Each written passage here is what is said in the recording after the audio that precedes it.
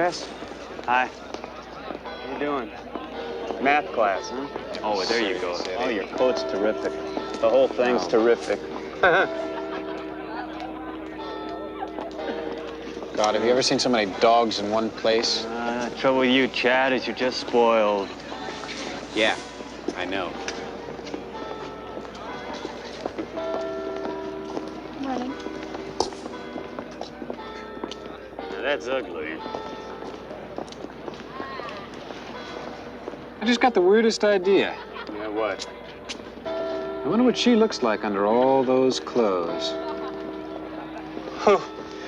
Eldridge? Are you kidding? No, I'm not kidding. It's kind of like the idea just jumped into my head.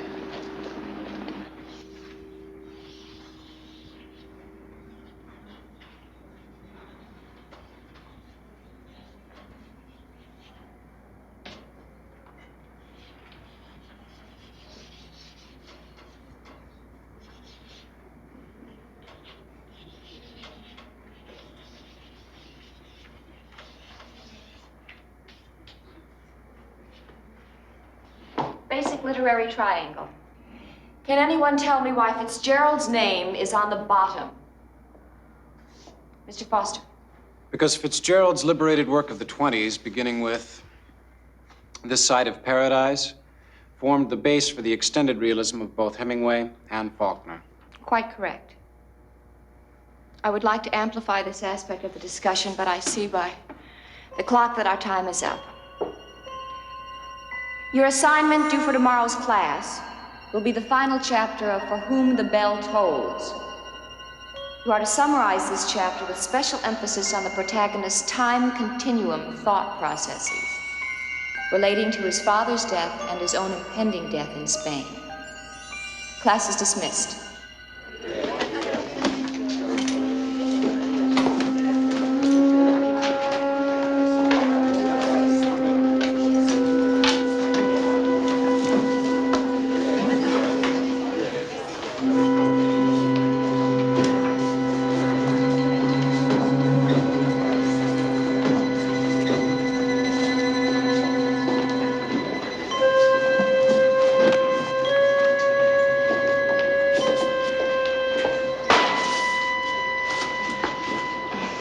Thank you, Chad.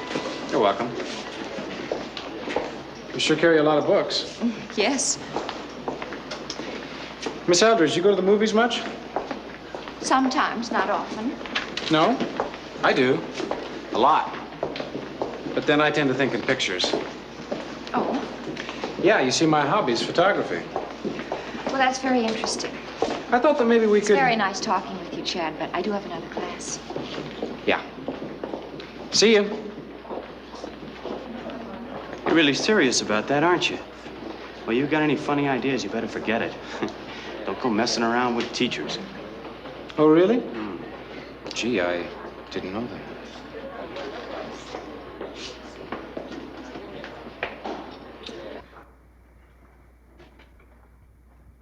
Going out tonight? No, I have too much to do. You know, for the kind of money they pay, you put in an awful lot of hours. That's true. Julie, Steve has a friend. He's a very nice guy. Well, you can't just stay home all the time. You gotta go out sometimes. I'm all right, Anne. Don't worry about me. The problem with you is you don't give yourself half a chance. If you'd work at it just a little, you'd really be attractive. Anne, have a nice time tonight. Okay. Good night. Night.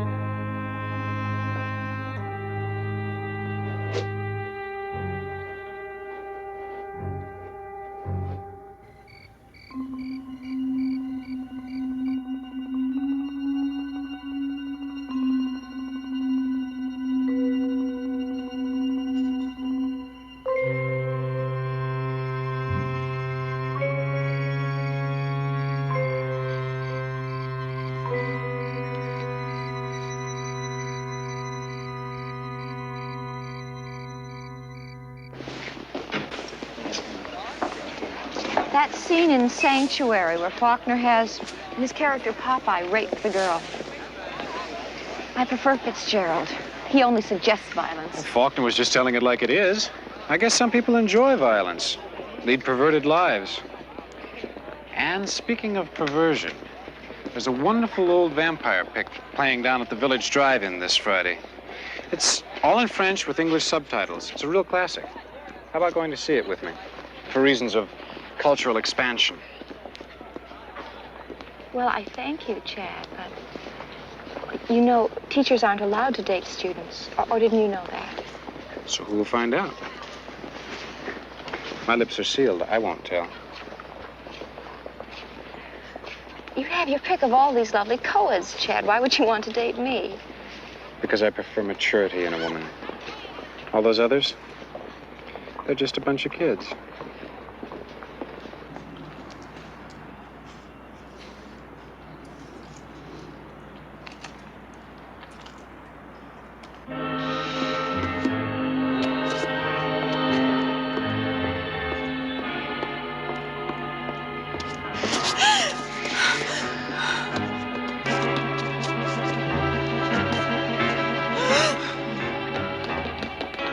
You look like you could use a drink. Yes, I guess I could. It's ridiculous, but these kind of things always upset me. Do you want popcorn, too?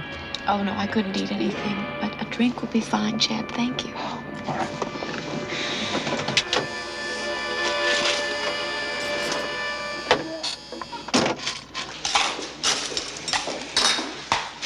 What'll it be? 2 large root beers. Easy on the ice. 2 large root beers, easy on the ice. How much is it? $1.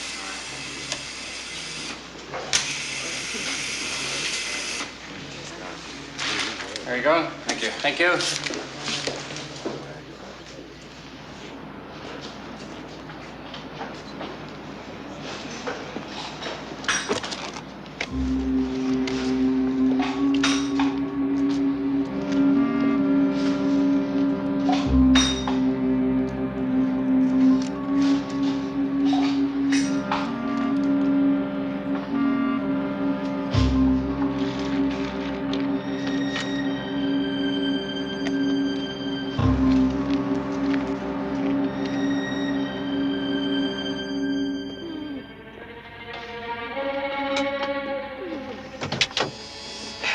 Here's your drink. Thank you.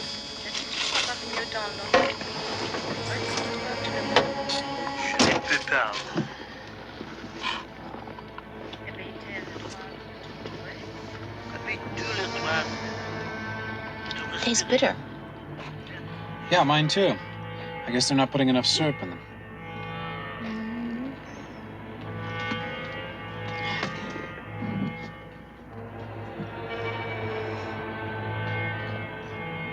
What's the matter? Don't you like the movie, Chad?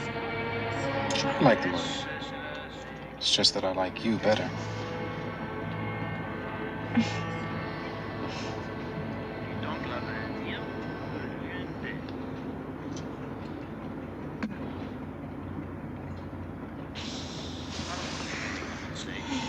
What's wrong? I don't know. Do you want to get out and get some air?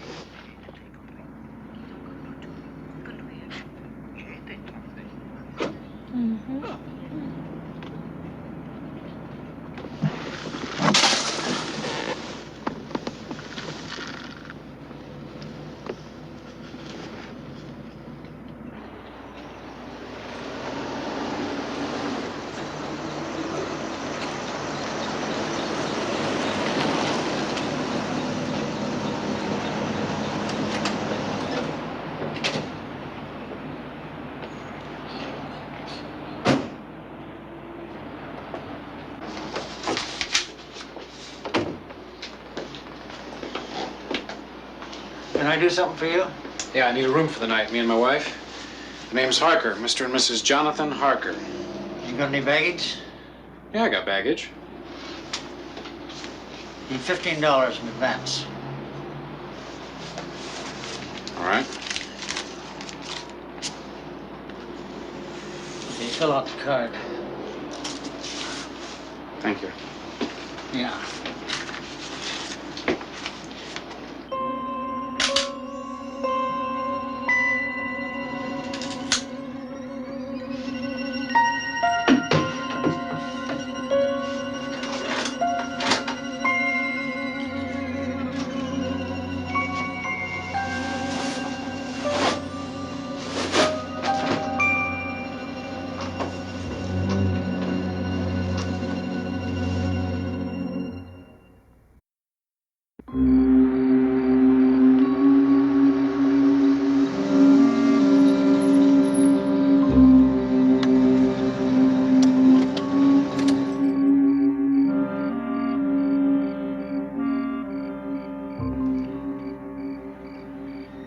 What time is it? It's late. We're home. Boy, you must have really been tired. How could I? Did I really fall asleep? Mm-hmm. Oh, I'm sorry. I mean, this has never happened to me before. I'm just sorry that I took you to such a boring picture. Well, I warned you, at least. I told you I wouldn't be a very exciting date. Forget it. I decided to let you sleep. I figured with all the work you do, you needed the rest. Still, I'm afraid I've spoiled your evening. No. I had a fine time.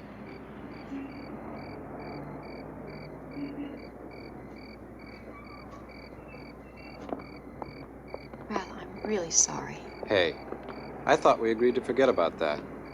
Yes, we did. I had a very good time. Thank you. Can I call you tomorrow?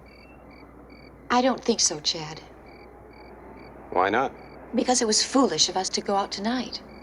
I could lose my job and you could be expelled. No board of trustees tells me who to see or who not to see. I do what I want. Now, Chad. No, I really must be firm about this. We can't go out again.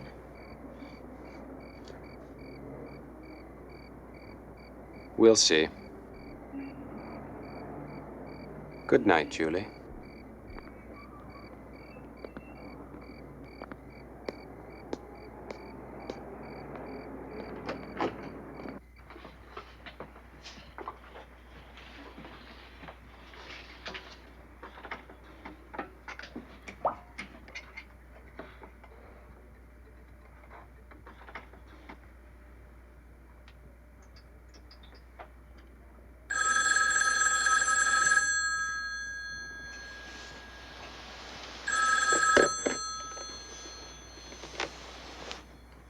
Hello? It's me, Chad. Chad, it's not even 8 o'clock. I want to see you. I told you last night that I don't think we should. Listen, you get dressed, because I'm coming over there right now. You and I are taking a little drive together. Absolutely not. Now, what's the matter with you? I don't find this at all amusing. It's not meant to be.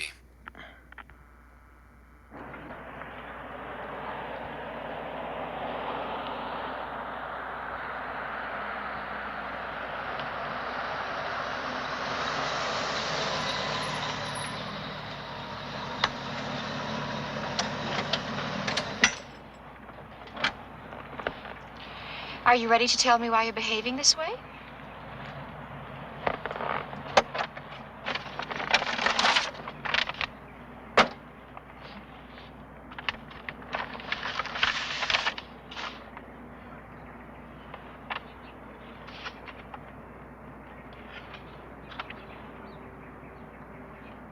Oh, didn't I tell you?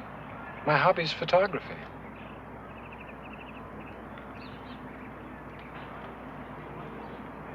You drugged me last night, didn't you?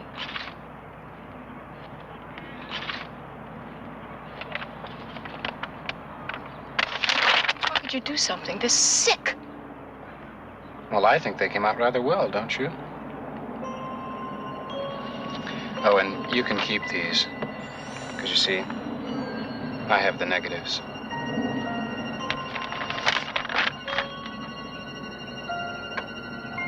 I'll call the police, Chad. No, you won't.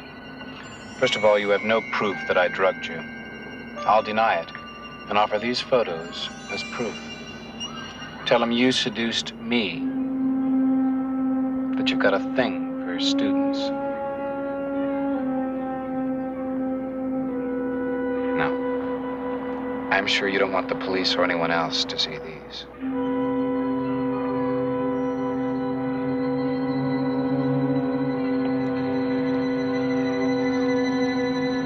All right, Chad.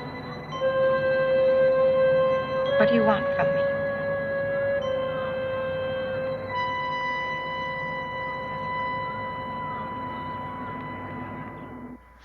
The realism of Faulkner, Steinbeck, Hemingway, and even Hammett opened the doors to a new kind of literary expression, indigenous to the new American frontier experience.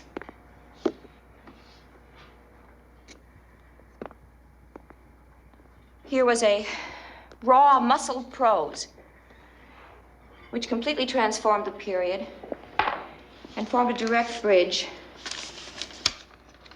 linking us all the way from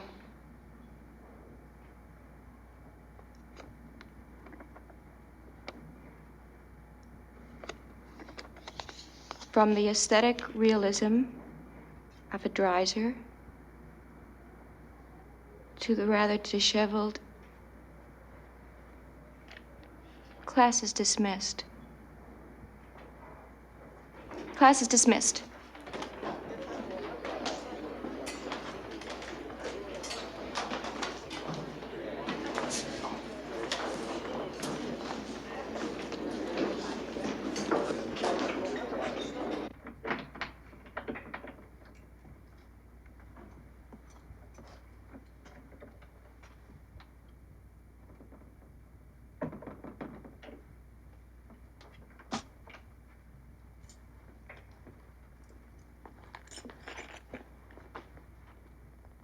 What are you doing up? Do you know what time it is? Julie. Will you please tell me what's going on? Nothing. I didn't stay up all night to get that kind of an answer. I'm worried about you. It's been like this for a month now. I know, but Julie, this isn't like you. Please tell me what's happening. I really can't talk about it, Anne.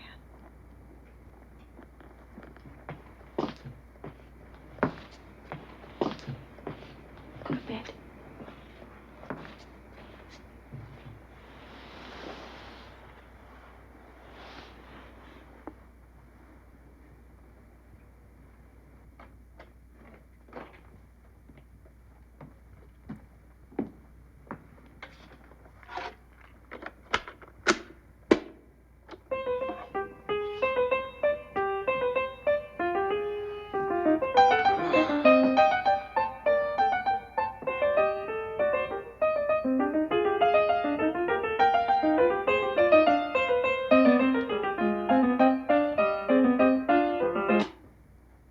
Hey, I want that on. I want it off. Since when does what you want count? Since now, tonight, this second. It's all over, Chad. It's over. Nothing is over until I say it is. I don't think so. You see, I'm bored. And when I'm bored, the game is over. Bored? Mm-hmm. Not terrified, not shocked. Just plain bored. Whose idea did you think this whole thing was? What are you talking about? What I am talking about, Chad, is that you are a singularly unimaginative young man. Did you really think that that dull little mind of yours could possibly have conceived any of the rather dramatic experiences we've shared? Do you remember the day you watched me walk up the steps? Since that moment, your mind has not been your own. Why do you think you suddenly had the overwhelming desire to see what I looked like under all those clothes?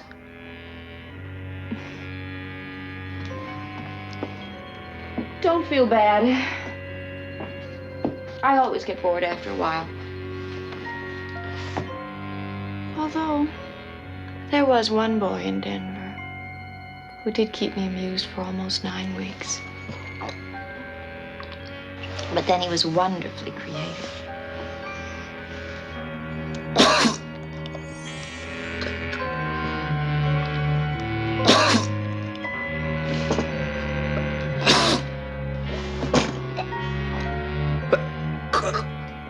First you'll experience dizziness, then mild paralysis, and then total cardiac arrest. You've drugged me. No, dear, I've killed you.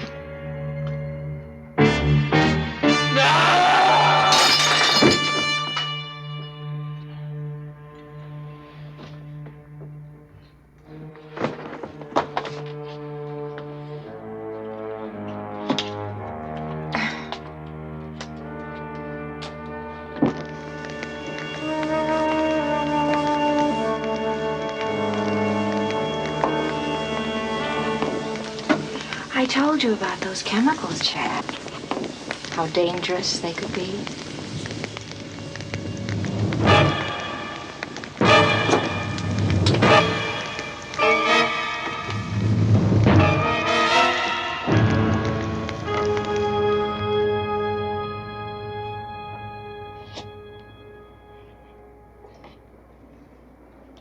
He was one of your best students, wasn't he?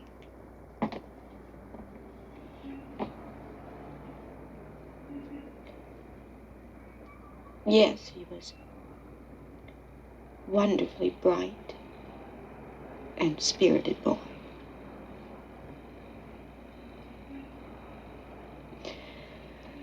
You know, I warned him about those chemicals, how dangerous they could be. Are you sure you're okay? Julie, I can skip work and stay here with you. No, you go on. I'll be fine. Are you sure? Yes, Anne.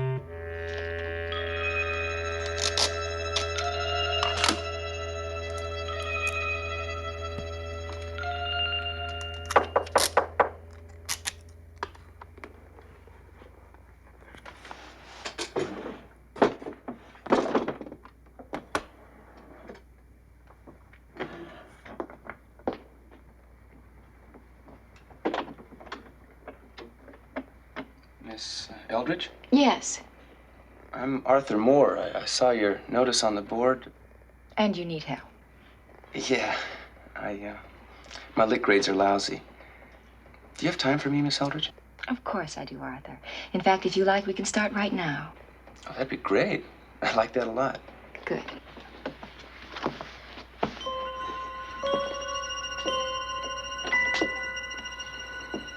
I think we're going to be friends, Arthur. Very good friends.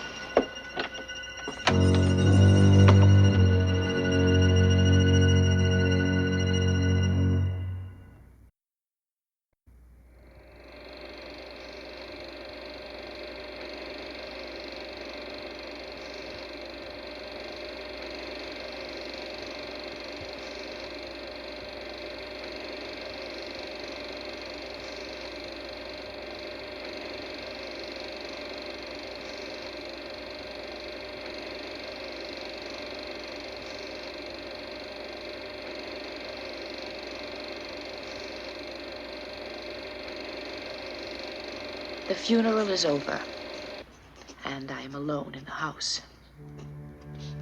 Therese is out cavorting with one of her men on this night when Father is barely cold in his casket. I ran some old family films to remind myself of when it began. Even then, at 12, she was already using her wiles on him. Poor mother, so weak, so innocent, never suspecting the depth of evil in Therese. My spoiled sister, her sweet little face never fooled me for an instant. I knew the darkness behind it. I knew the fermenting ugliness in her soul.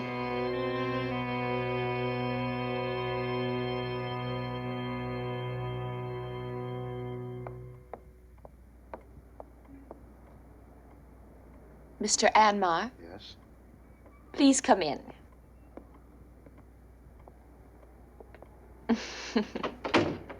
I know what you're thinking. You're wondering how sisters can look so unalike. I have never found it necessary to affect the ways of Therese. Please sit down. Is she here? Oh, no. She's gone to a party. A party? This afternoon at the funeral, she seemed so distraught. My sister is an unusual girl, Mr. Anmar. I doubt that you truly understand her, which is why I've called you here. What do you mean?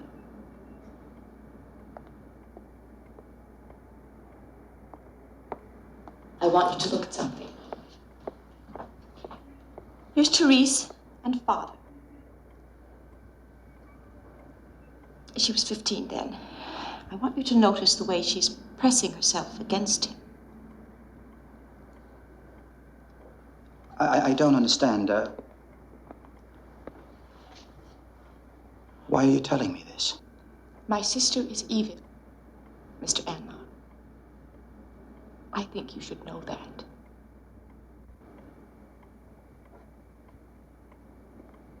Even as a child, she was vicious and cunning. But Father worshipped her, and she him. When she was 16, she seduced him. Now look, I don't know what you're trying to do, but I don't want to hear any more of this. It was not long after that Mother died. The doctor said it was an accident. That she had taken an overdose of sleeping pills. But it was no accident, Mr. Anmar. It was Therese. She had put those extra pills in her milk. If this is true, how could you live in the same house while they... Well, you see, I had no place else to go. I had no money and no way to earn any. No escape. So I kept to myself as much as possible. Tried to avoid Therese. To ignore what was happening in this house. You don't believe me, do you? Miss Lorimer, I don't know what to say. These books show what she is. Demonology, pornography, Satanism, voodoo, witchcraft. These books aren't just relics, Mr. Anmar. She uses them to capture the souls of others. By her own admission, Satan guides her. You don't really expect me to believe this, do you? But you must believe me, Mr. Anmar. You see, Therese's soul is damned. And I cannot help her. But I can help you. Miss Lorimer, I'm afraid you're the one that really needs help.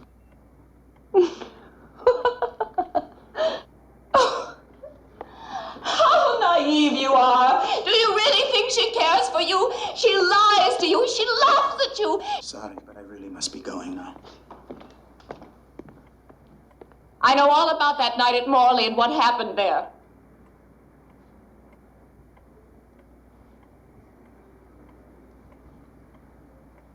She told you about that? Yes. She told me everything. Gloated. Bragged about how she was able to corrupt you. My sister enjoys inflicting pain, Mr. Anmar. And apparently she somehow persuaded you to share that perversion. Now do you believe me?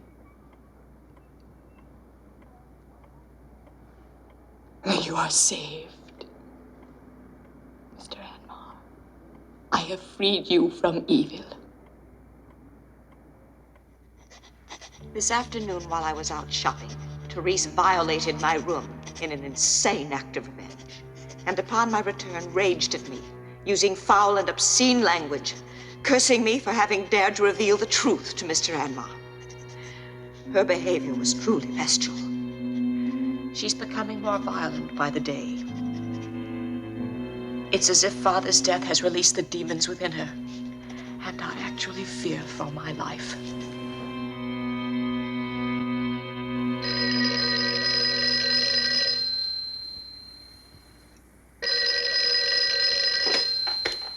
Hello?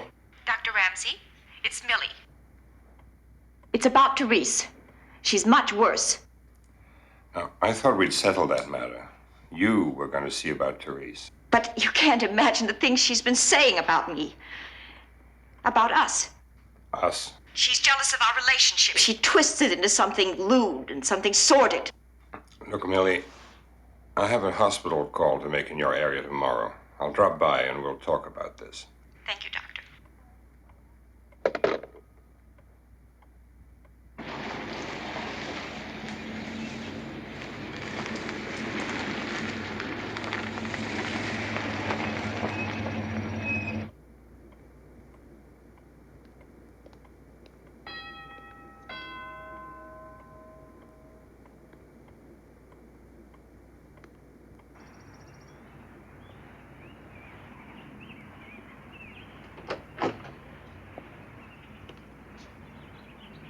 Hi, Doc. Come on in. I've been expecting you.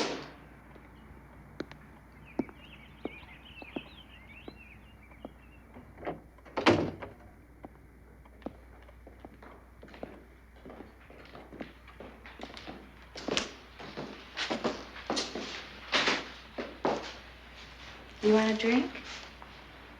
No, thanks. No. Of course not. I suppose you're here on your usual mission. I know all about what dear little Millicent told you on the phone. I was listening on the extension in my room, you see. I see.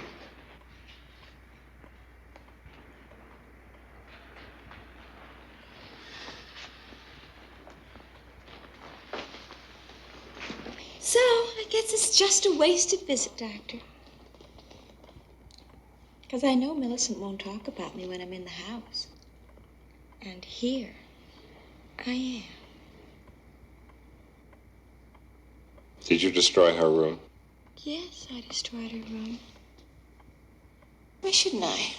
She deserved it. I mean, where does that little twit get off thinking she's got the right to stick her nose into my affairs?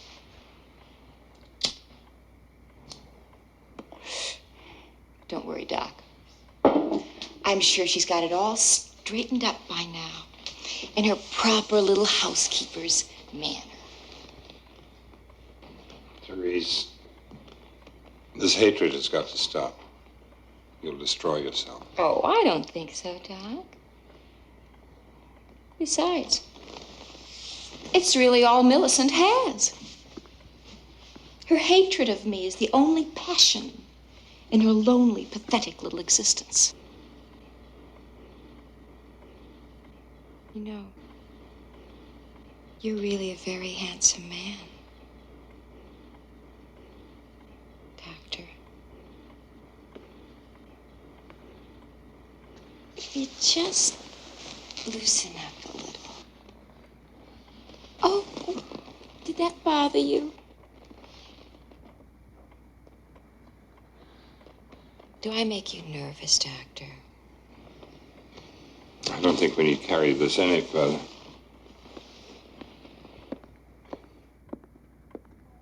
What's the matter, Doc? You still a virgin? Or, is it that you just don't like girls? I'll call again soon. We don't need you anymore, Ramsey. Why don't you just get the hell out of our lives? Don't phone us and don't call on us. Well, leave! And don't ever come back here!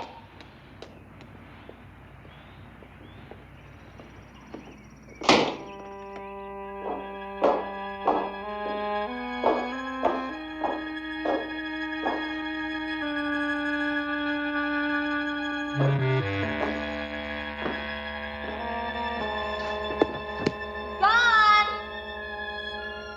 Dr. Ramsey's gone, Millicent. He won't be back. What do you think of that, dear little sister? Answer me, you creep! But I wouldn't answer her, nor would I allow her to enter. I remained locked in my room, silent, while she raged and swore at me.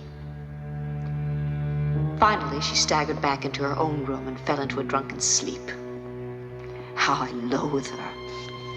I can no longer bear to live in this house and watch evil prevail. Something must be done. Yes. Therese must die.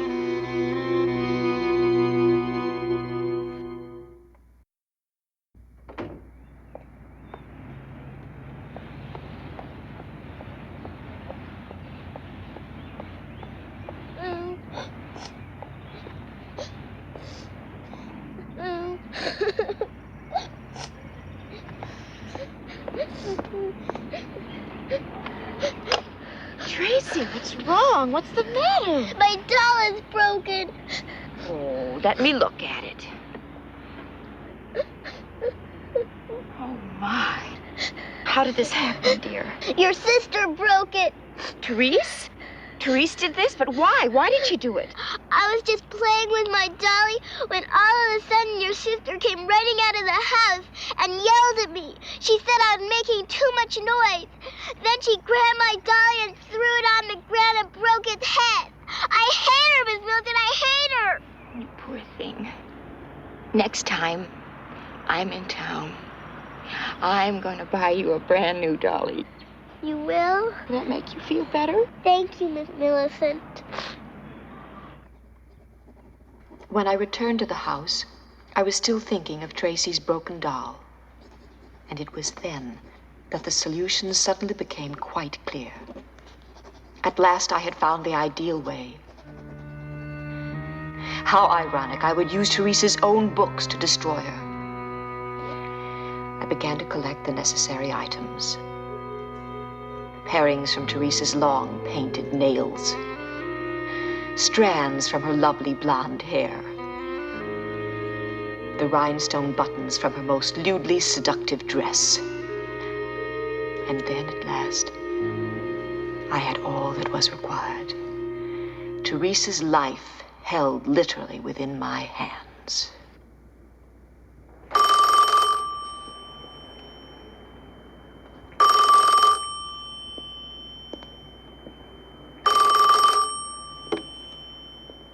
Hello? Hello, Dr. Ramsey. It's Millie. I've been trying to reach you since yesterday. Millie, I'm terribly worried. We must talk. I appreciate your concern, Doctor, but I no longer feel there is any need to talk.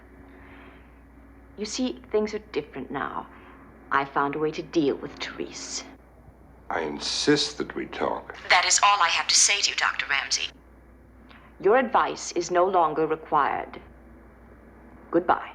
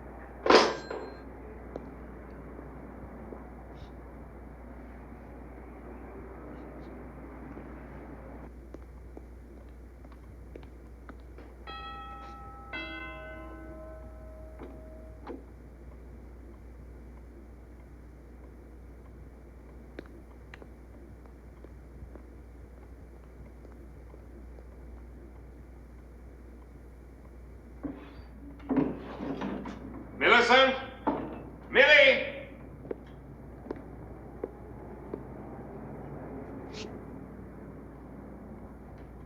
Millie, you in here?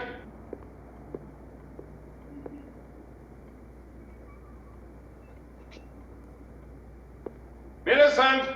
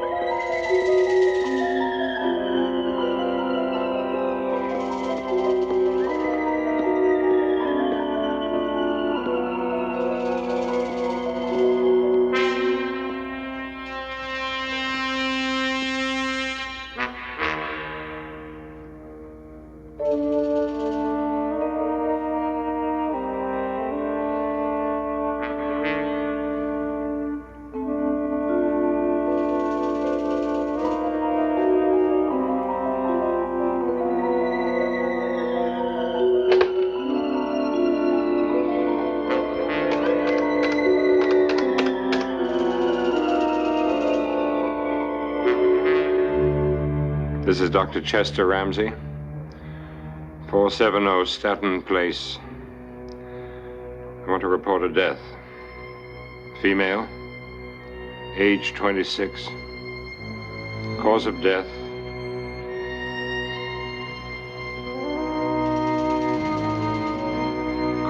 unknown.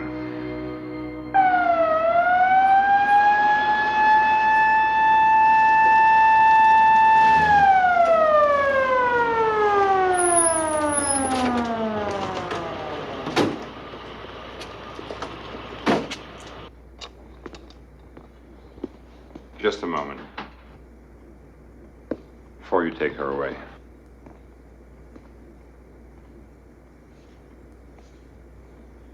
I was the family physician. I knew her quite well.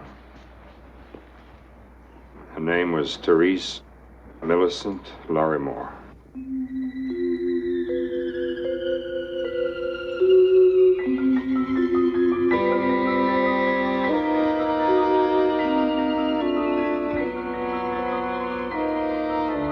The most advanced case of dual personality I have ever seen.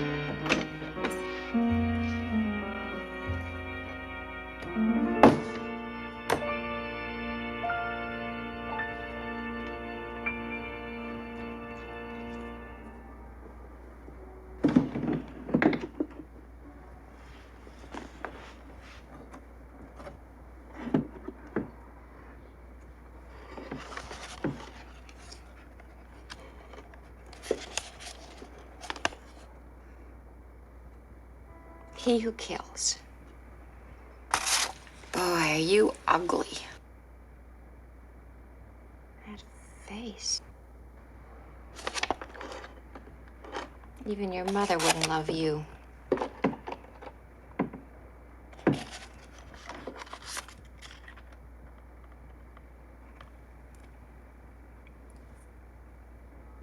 It's very sharp.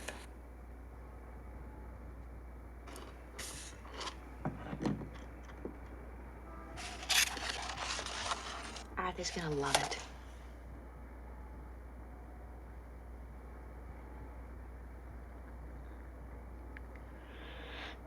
Well, better get it over with.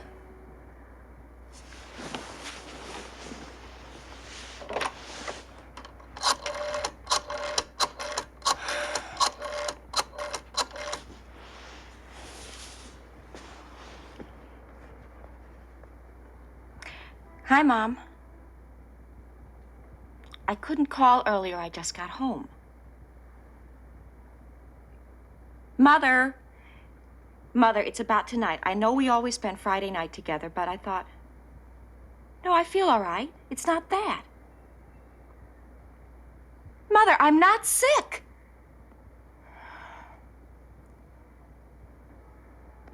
Mother, there's a man. His name is Arthur Breslow. He's a teacher at City College. It's his birthday. And, well, I sort of promised him that we'd spend the evening together.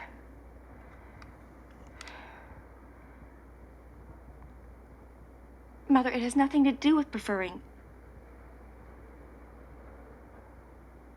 When do I break my word to you? What do you mean, when? You give me a when. When do I break my promises? Well, of course I love you. Yes, I do. Yes, I do, dear.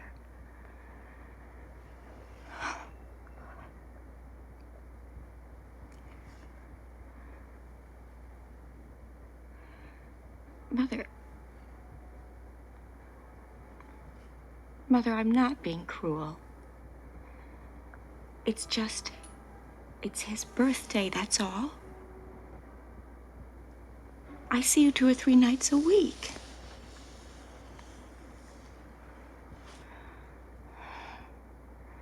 Mother, please stop treating me like a child. I'm grown up. I'm not yelling. Because I like it here. It's only a sublease. They'll be back in 6 months. I like having it for my own. I like being alone. I didn't mean it that way. I'm sorry.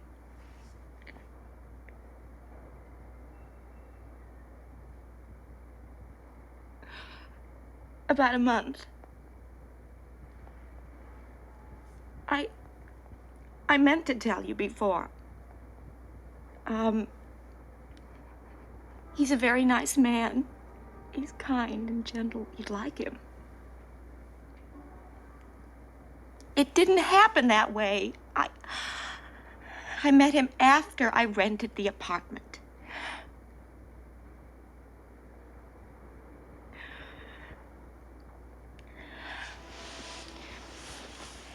Mother, you should see what I'm getting him for his birthday. It's a genuine Zuni fetish doll. I found it in a curio shop on 3rd Avenue. Arthur teaches anthropology, that's why I got it for him. It's a Zuni hunting fetish.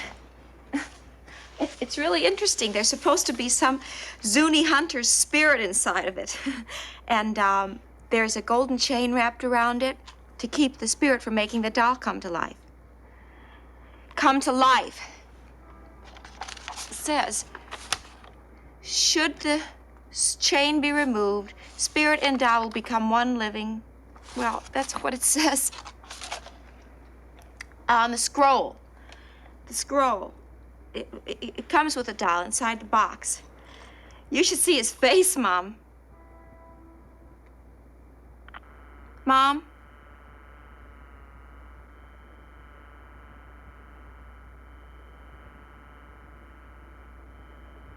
Why is it always like this?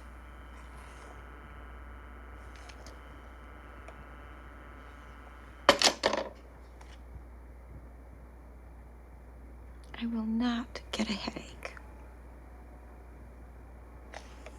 I will not get a headache.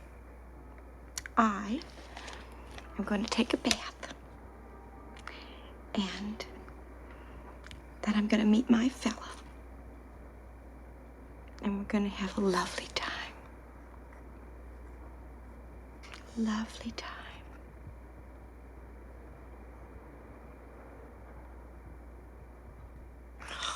Mom?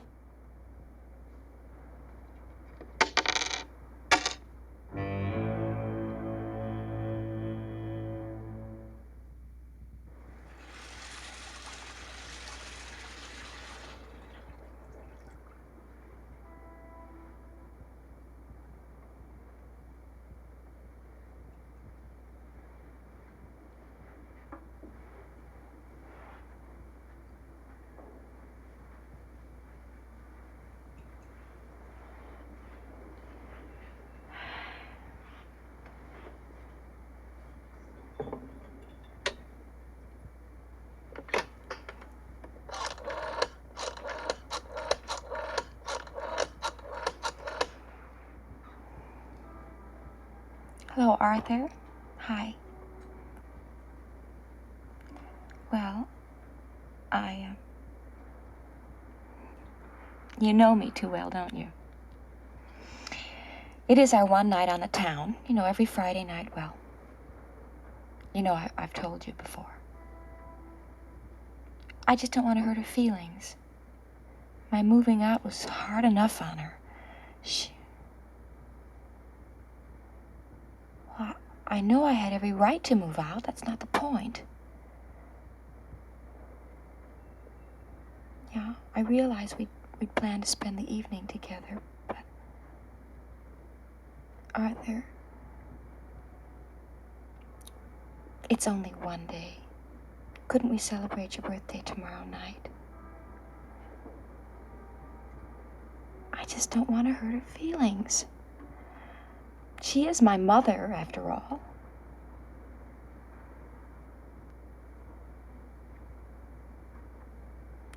All right. Bye.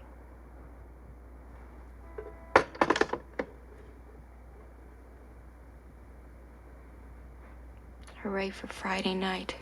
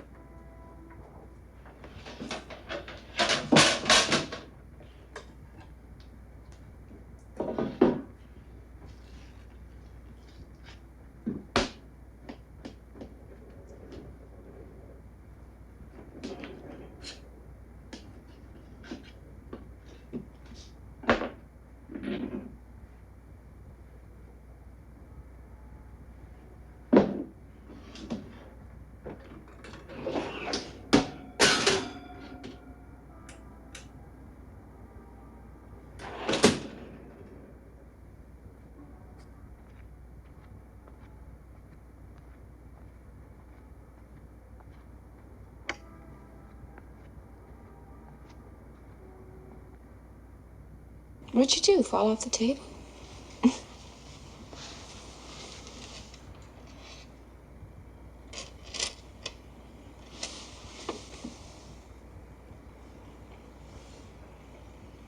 Where'd you go?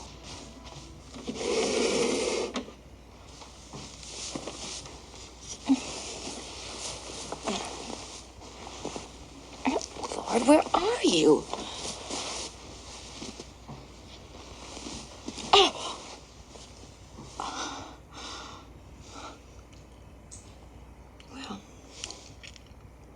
I guess I found you. At least the tip of your spear. How you got that far back?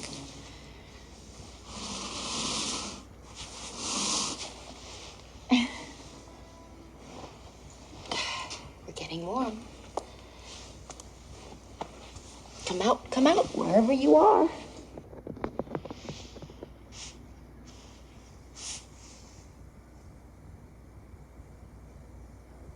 that you, little man? He's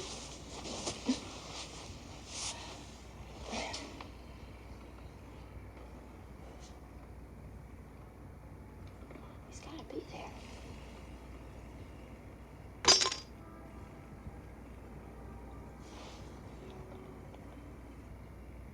What's going on?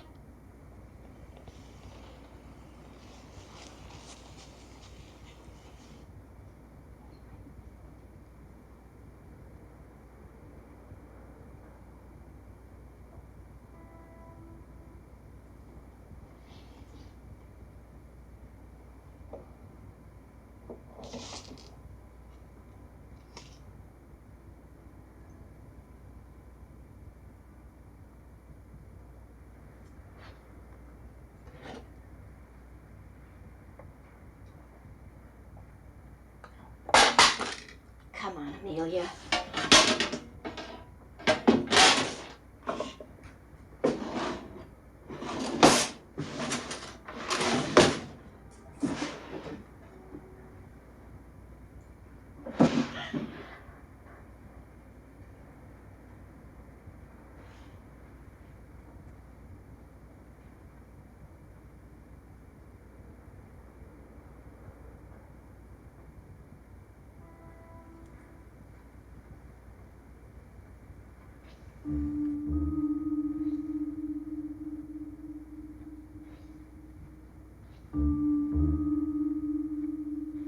Don't get spooky on me, Amelia.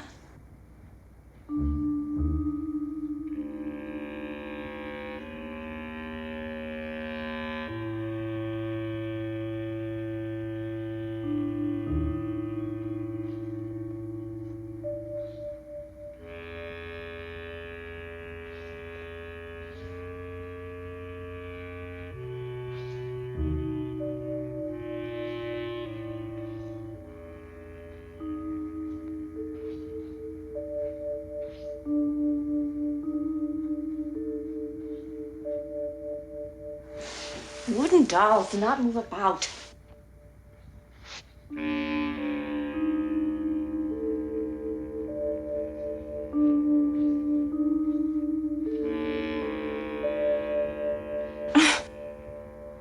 That bulb probably just burnt out, that's all.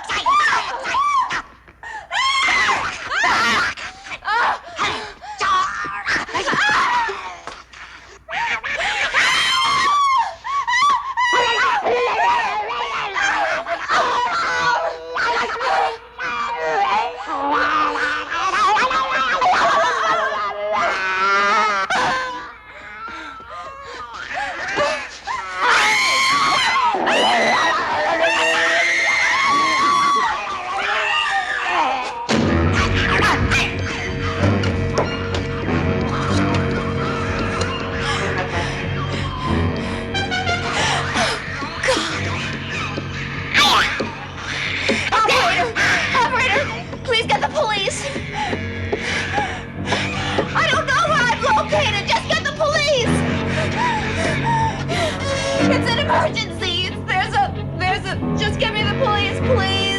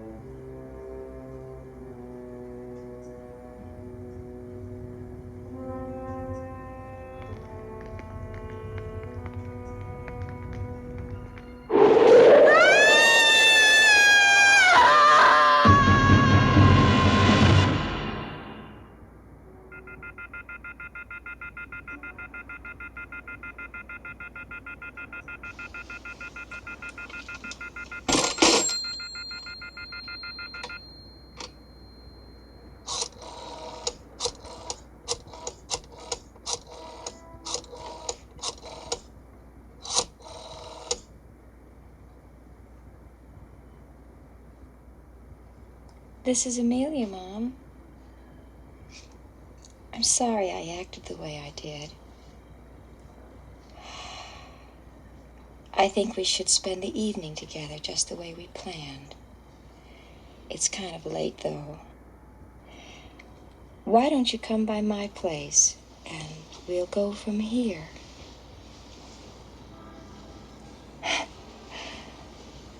No, I'm all right.